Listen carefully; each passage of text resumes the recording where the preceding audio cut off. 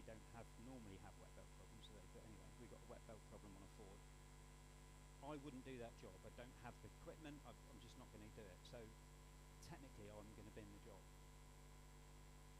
Now, if I knew the customer, I might think, I don't really want to charge them. So I've lost the hour. I've lost the space in the diary. So now I'm on the back foot, aren't I? And I've got to tell the customer that I'm not going to do the job. And they're thinking, well, if you don't do Fords, why did you book it?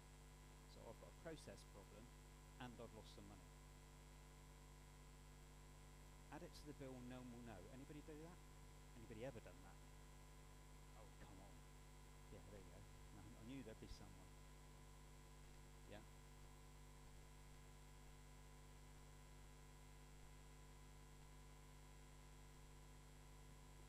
I'm doing a couple of jobs for the same customer. I only do trade work anyway. So a lot of the time, the customer might not be about. They're doing their other stuff. If I've got a job that's gone south because I screwed up, because I've missed something, or whatever, it's taking way longer than it should have done, sometimes I might try and even out the cost of that job and put a bit on the other job. Do you see what I mean?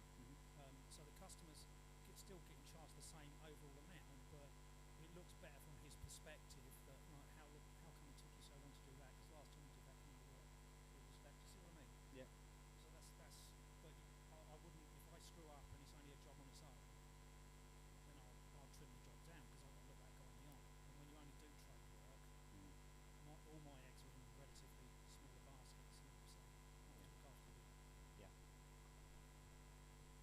It's maybe not so bad because you're doing trade, because those customers probably only come to you. They might not go to other garages.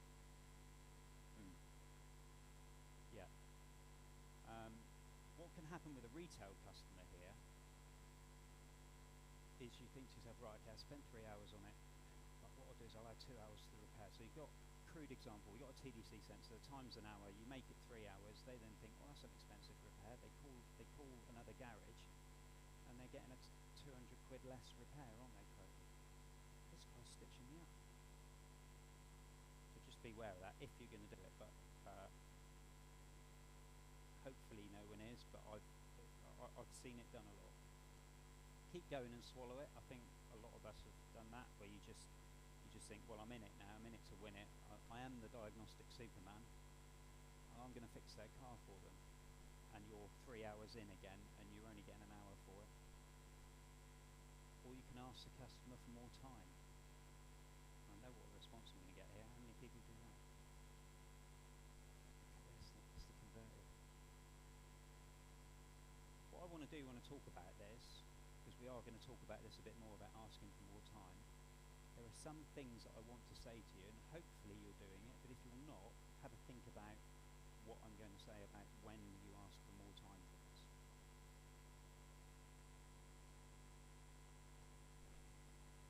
So we've got a few ways of charging for diagnosis. We've got no fixed charge or process. Yeah, drop it down, Dave, we'll have a look for you at some point.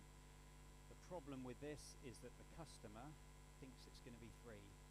It's great, I'm going to the tip, they're going to fix it, and I'll be there in 10 minutes, and I'll be at the tip 10 minutes later. That's what happens with that, and the customer has got no expectation of what they have to pay. Plugins, my favourite one. The customer thinks that this is going to be the only charge for Diag. So, and the other problem with it is you get a fault code read. And some garages offer 2 of these. We'll do a little sweep in a minute of who offers what, and there's no right or wrong. Some garages offer a plug-in and an assessment and give the customer a choice. If you do a plug-in for a customer and you say, right, there are your fault codes, what happens? Anybody have a guess? Yeah. All you end up with all the time is a service advisor stood at the desk talking to them about what the problems are with their car. They're asking them what the near side rear door lock intermittent fault is when they've got a misfire.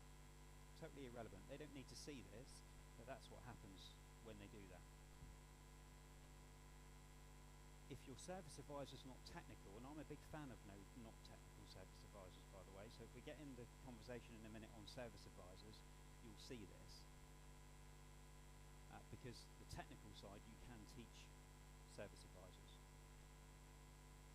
But if the service advisor's not technical, they then drag a technician out. Now you've got a service advisor tied up with the customer for an hour, and you've got a technician tied up with the customer for an hour, and you charge them 30 quid for a plug-in.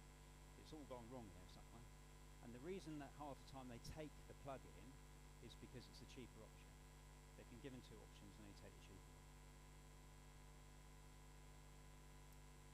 Assessments. Okay, so I think that's what most guys are doing here. Yeah, we've got a fault code scan, and then we're a vehicle scan or whatever, and then we're investigating some problems on that car. Multi-stage assessment, not much different. It's just that we're adding on more time if we need it. So, is anybody doing a no fixed chargeable process at the moment? Do you ever do it? Do you ever say to somebody, just drop it down and we'll have a look? Yeah.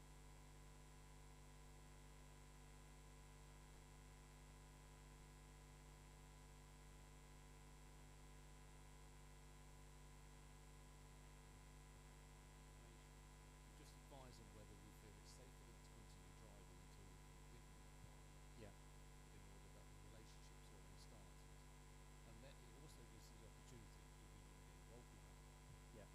Based on our current workload and what the fault code forecast. Yeah. Do you make them aware that that's what's going to happen, and Yeah, it's we just not say, actually come a down, we diagnosis? just want to make sure the car is safe Yeah. for you to continue driving. Yeah. And if it's not safe, then we'll tell them and accept the job. Yeah. Okay. But at that point, you're not doing anything or telling them anything. No? Okay.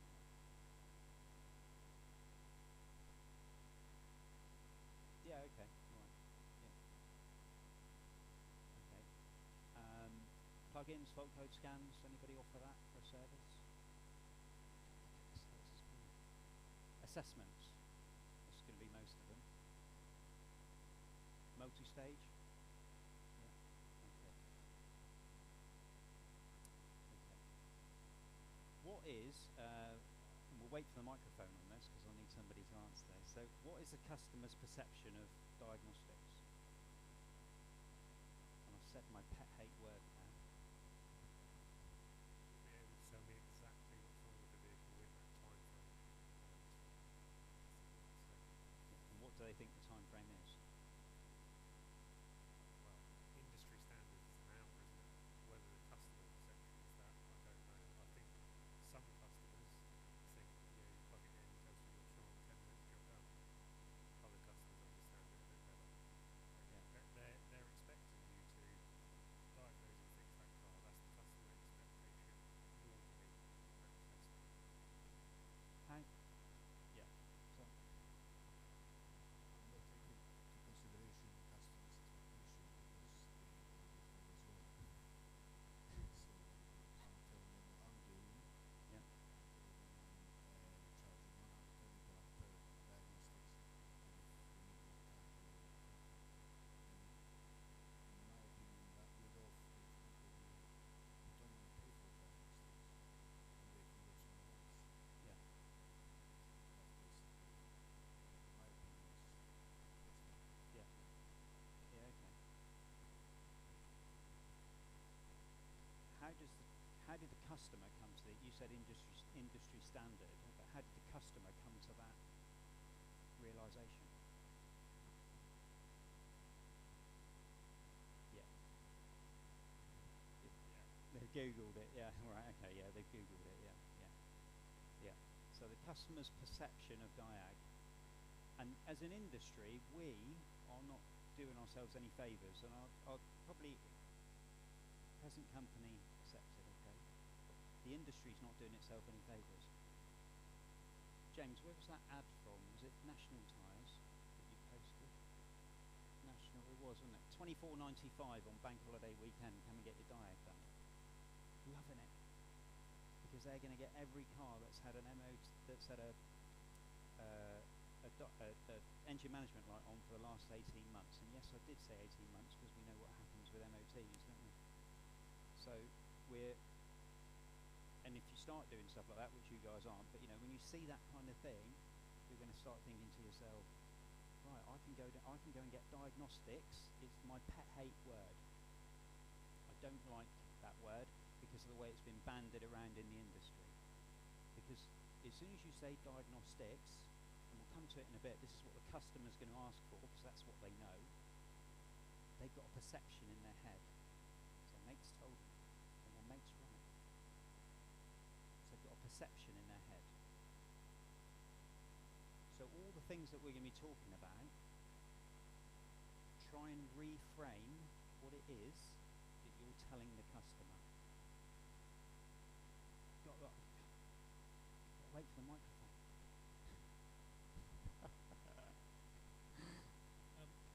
I tell my trade customers to tell their customers that fault codes are like postcodes. So a postcode will give you a street, but it won't give you the house. Yeah. So give you an idea where the area is, but it just, because that's where the pass counting comes in, isn't it? In the description for the fault code, it says EGR. Bang, EGR. So I try and get them to not do that and just, like I say, use the analogy of postcode as if a rough area. Yeah. And also to explain to customers, a lot of the stuff I do is no fault code diagnostics. So then what parts can you throw that way? Yeah. Especially once a fault's But been like I say, cleared. a lot of the time it's the person talking to the customer or the owner, the driver, to get that across to them. But the full code does not give you a solution. It Yeah. gives you direction. That's a good analogy, that, with the postcode. I always used to tell my customers that it's what the car thinks the problem is, but it probably isn't. The car can't necessarily determine what the problem is. It's just giving me what its best guess. Yeah. So.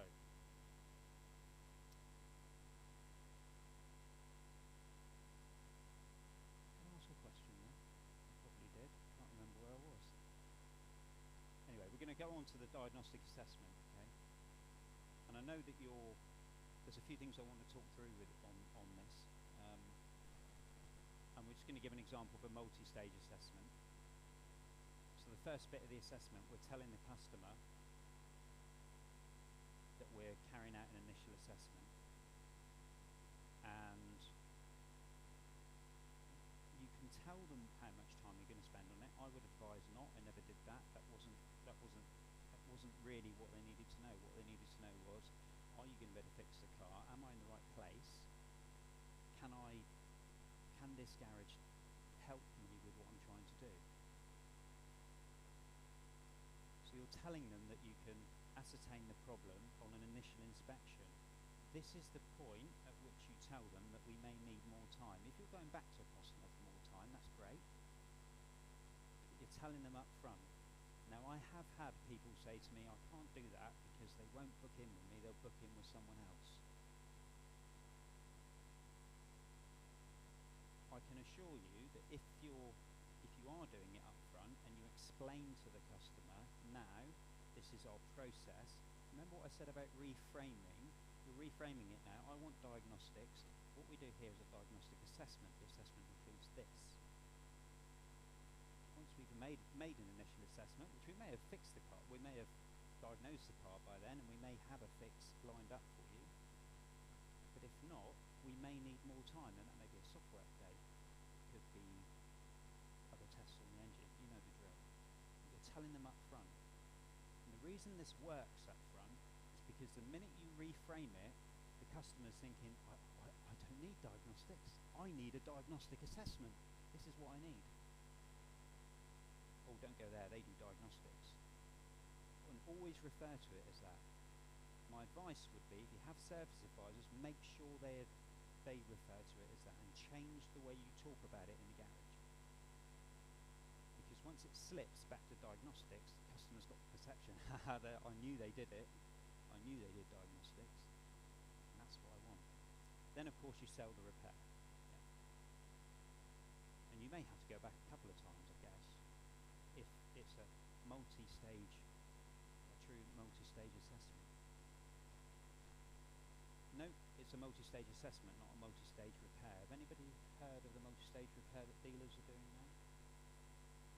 Sorry, who was that? Mark.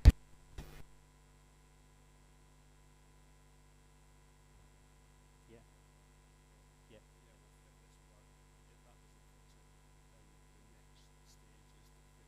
Yeah. That's Yeah. or Yeah. A license to use the parts canon. Yeah.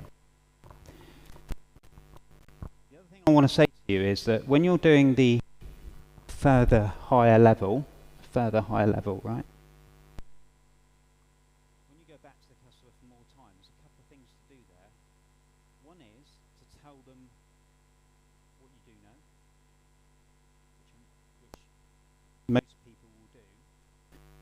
If you're using videos like Vehicle Vision or See It Now, if anybody uses stuff like that, use it for diagnostics. It is a game changer. If you haven't used it and you don't want to use it because of time, and I was in that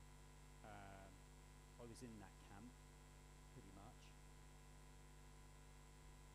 and it changed the way I thought about it and the way that we did Diag, because I could send the customer a video and I could tell them what I knew. More importantly, I could tell them what I didn't know. And again, there are techs who don't want to say that. I can't tell them what I don't know. I'm the diagnostic superman. But you can tell them what you don't know, and here's the reason why that works. It's because you tell them what you do know, and then you give them a video, if you're doing videos, and you give them a video, and it's set, and on that you tell them, right,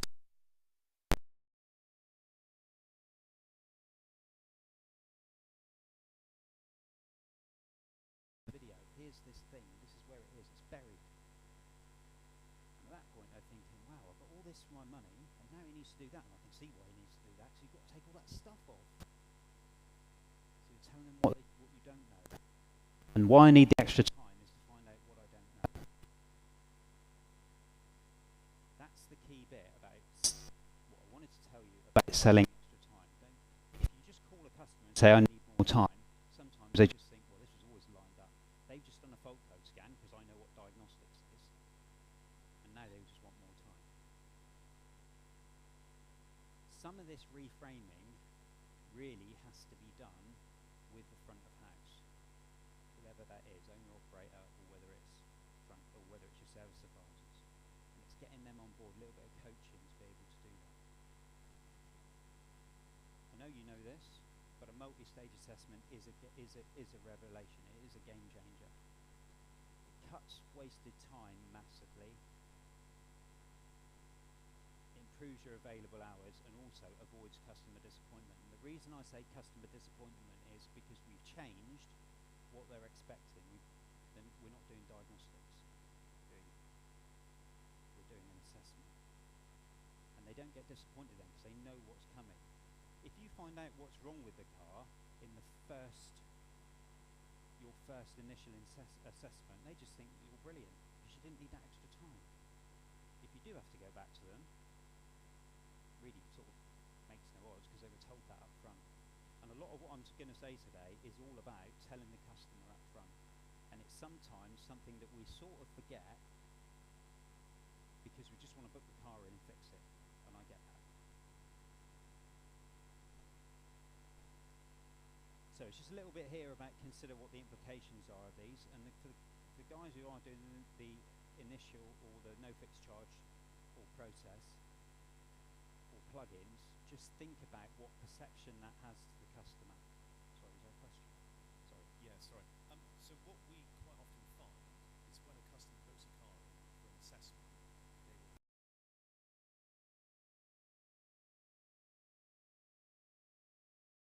how you will price for that or how you will quote for that. We do an assessment at a X amount of money. Yeah. I mean, what I've trained the lads to do now is to say, well, actually, this is for one fault specifically, but I find it a bit difficult that we could maybe we've got 3 faults, that you charge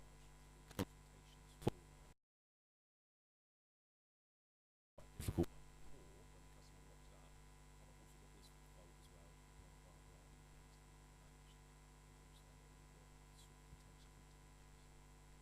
Because you feel that the customer will think, well, I've paid the money and I need diag for all of it. Yeah, exactly. Well, that's the perception that generally have. To think it's a diagnostic consultation or consultation, then actually we can do all that. Yeah. There's a quick answer for you feeling awkward about that. Don't. Because why did the customer come to you? And that's what you're focusing on. If you want, you can say, but that's not why you're here. I priced an assessment based on this fault, and this is the bit. That's what I said about plugins as well. When you give that plugin back to the customer, well, they want to know about the near side rear door lock and it's in for a misfire, it's irrelevant. They don't need to know that.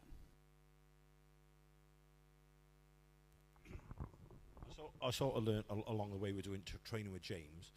He's one as well, diagnostics being a dirty word. I call it a fault assessment. So I don't bring diagnostics into it, so it just leads them away of what they get more of an overall fault finding, what they will find, and it gets them to the bottom cause. And also when asking for more hours, one thing I say is I can't paint your living room through your letterbox. If I want to get to a stepper motor behind the dashboard, there is time involved for me to get to that part. Yeah. And until I can actually tell you that is 100% going to fix your vehicle, I'm not going to call it. Yeah.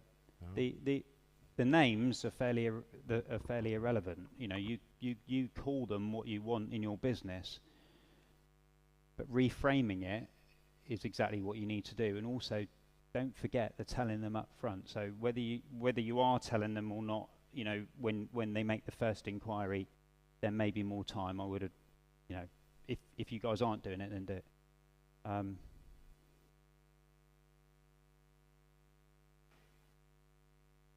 Thank you. How do you feel about research and things like that? Because if you're dealing with a system that you haven't worked on before, or it's one of those vehicles where wiring diagrams aren't on the usual platforms, and you've got to, you know, bugger around on the internet basically for an hour, and you know, how would you approach that in a retail environment? Because you're burning time. You could be an hour and a half before you've even really got anywhere just to get that information.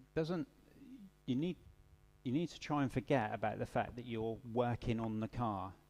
Hang on a minute, what I'll do is I'll run over here and I'll do stuff, yeah? And I'll start taking all this stuff off. Now I can charge the guy something. It's irrelevant. It's, you know, once you're looking at a wiring diagram, the amount of times I'd have a customer who wanted, the workshop that I had was separate to the customer area, to the office. The amount of times I had a customer who'd wander over and say, "Oh, right, Jay, not doing much today then, because I'm sat in the diag bay and I'm looking at wiring diagrams. Not doing much." Nah, I'm not doing anything. So it's fairly irrelevant. The clock's running, and it's just that, you know, most of the guys here are probably, you know, dealing more retail, and so from that environment, if you're given an assessment that, say, for instance, you're saying hour and a half. Yeah. Now, if you've spent 10 minutes on the car, you've got a fault code which has put you in a direction where you need more information. You're burning the rest of that time just collating information. You're then going to go back to the customer and say, "I want more time because I've spent the vast majority of my time finding." It's a hard sell, isn't it, to say to the customer, "I've spent relatively little time on your car. I've spent the rest of the time on Tinternet trying to find out technical information." How would you think that's best approached? Why have we told them up front how long we're going to spend on it? Yeah, right. So you're doing an assessment. How long's that going to take? How long's a bit of string? I'm doing an initial assessment. The initial assessment is I'm going to make an initial plan for the fix of your car. That's all you're doing. So if you're then going to spend X amount of time looking up something else, you've made the plan. You know where you're going with it. Most of you guys will plug in a car and you'll know where you're going with it within 30 minutes probably.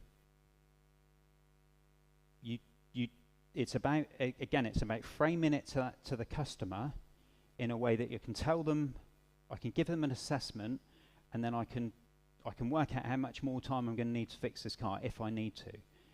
After that, you can still, if you want to be fair, and you know, and we all want to be fair, you can think to yourself, right, I only spent 20 minutes on that. I've still got another, in my head, I booked an hour on it, so I've still got another 40 minutes that I can spend looking at wiring diagrams, but they've authorised the extra time because I know in that hour I'm not going to get to the answer because of the amount of time I've got to spend on this.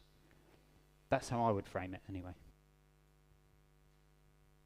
Yeah, the way I work it is that generally I'm booking somebody in 2 weeks from, if I get a phone call today, the job's coming in 2 weeks' time.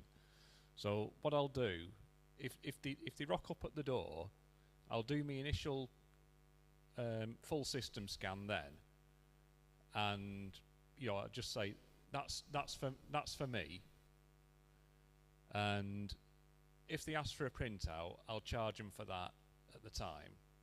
But that's as what we're saying is, looking at that, I'll have a glance at it and I'll say, look, you've got, I can see that there's a connection between these multiple things, or we've got distinct separate issues.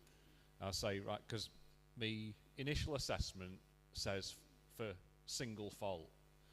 So if I see these 3 totally separate faults, I'll say, right, well, there's 3 different areas. Do you want me to do them all, or do you want one particular thing? Because we may find that one depends on another. So I'll do that full system scan, and I'll do what I call my homework. And say if I've spent 45 minutes doing homework, I've got me notes there. So when the vehicle comes in, I go bang, bang, bang, yeah. Test, and then so the job is more homework based, that rather than just bringing the car in and going, oh right, well now I'll look up data, and because so you bring that car in, by the time you've looked up the data, your time's gone. Yeah. Well, we can all do stuff, can't we? We can all start taking things apart. I've just got to we just got to be aware of that. The initial assessment is just that. I never put a time frame on it. There was a time frame on it for the diary, but there wasn't a time frame on it for the customer. Service advisors were banned from telling them. We had scripts, so we could, once a service advisor learns the scripts, they know what to say to the customer, but they understood the process. I mean, one of the things that it does allow me to do is that if I can't get, if I haven't got the access to the relevant information on my systems, and I can't get it easily, that gives me the chance to call that customer back and say, right, unfortunately, I cannot access the correct information to carry on with that job. Yeah.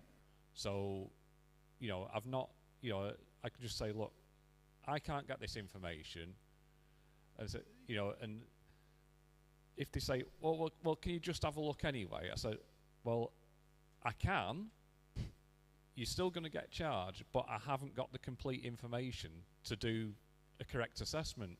Yeah, but there's something I want to say on that in a minute, because I think at some point it's your business, and you have to choose whether what you do with those kind of jobs. Yeah, I mean, it's one of those, at that sort of point, it's I'm looking that information up well in advance, so the customer isn't waiting till the day and then say, oh, sorry, we can't do this.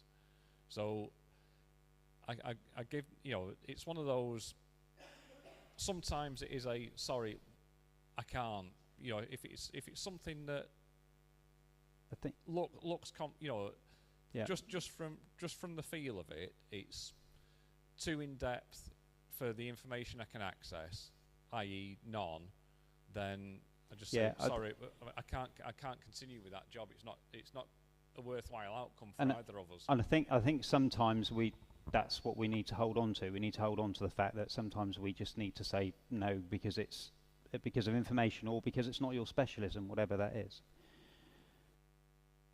So, as you can see from this, my view on these different types of diag. And the assessments are okay, but the multi-stage assessment to me is the gold standard, because you're allowing yourself to charge some more time for it. So we've got a multi-stage assessment, and we're going to do that. But how do we actually manage that in the garage, and how do we avoid customer disappointment on it? We don't want customer disappointment on this, so there's a few easy steps here. We enlighten the customer of the process. We just talked about that. We tell them up front. We enlighten the team. Enlighten the team. If anybody's ever done personality profiling, color profiling, discs, Deezer, that kind of thing, if you've ever done that, I am a dominant red profile, 3/4 and 1/4 blue, which is conscientious, analytical. So when I did this, I was going to do a multi-stage assessment. I went back to my garage, walked into the service reception, and as I walked past the service advisors, I told them what the process was going to be. And I walked into my office. That was it. That was probably about 5 seconds worth. Because I assume, as a dominant red, okay, I assume that if I say something once, everybody understands, and they're all going to be on side. And then I walked through the workshop, and I did exactly the same again. Needless to say, the process didn't really work, and I was stuck with the problem of a week later, everyone was saying, "Well, no one's told me anything." So if you're going to do a process, write it down, or do them on WhatsApp videos or something like that, just so. Even have a little meeting and just make sure everybody understands what the process is, particularly front of house. Sometimes we bring in a process in the workshop and we don't make it clear to front of house. Then we're going to utilize a job type selection process. What do we mean? What we mean is we're going to label the jobs based on how complex they are or how complex the customer is. Yeah. So we're going to try and assess the customer or the job up front to be able to identify which jobs to avoid. So we're going to use a traffic light system. Okay, for those astute amongst you, you'll realise that's upside down. If you don't, then I'm not getting in a car with you. But we've got green, amber and red, okay? So I'll give you a little brief description of this. People seen this before? Yes or no? Okay. So what we're going to use is we're going to use green, amber or red for customers and for jobs. If you're thinking at the moment, I haven't got time for this because I just want to fix the car, just bear with me, because a few minutes spent on this, and when you've got it right, it's quick, you will be able to assess customers up front. So we'll take a green customer, okay? Green customer, green job. I had a Mrs. Jones, okay? Mrs. Jones, one of my best customers. She would come in, she'd always be on time, she would do everything that you asked her to do, she would bring a family's card, she'd leave you a 5-star review, she was grade A, bang on #1 customer, okay? She rings up, diagnostics, yes, we do a diagnostic assessment, blah, blah, blah. This is how much we charge for it, and we might need more time. Mrs. Jones, gone straight over her head, she's not interested, because she loves your garage. Green customer, green job, book her in. You get a little bit confusing next. Amber, been to another garage, but that garage has recommended you. This happens quite a lot with trade stuff, so you've got your good trade customers. Not always the case with retail, so they're coming to you and you don't know what's been done to this car, and very often the garage won't tell you. We didn't do anything to it, honest. So you could have no fault codes, it just could be tricky, you're not really sure. The amber jobs like this then give you up front a chance to change the amount of time you're booking in your diary. It's not an initial